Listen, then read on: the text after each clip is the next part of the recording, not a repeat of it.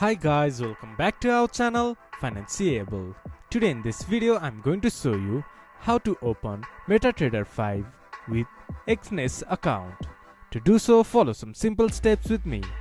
First of all, open your MetaTrader application, then from the top left corner click to Files.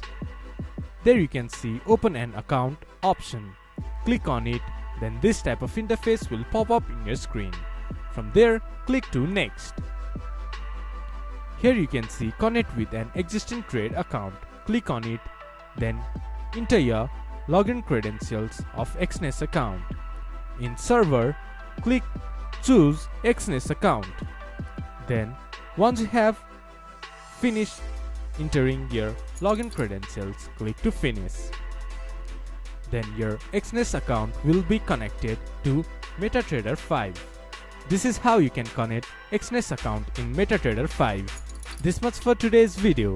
If you guys find our video helpful, please leave a like and comment. And do not forget to subscribe our channel and hit the bell icon. I'll see you guys again in our next video. Thank you for watching.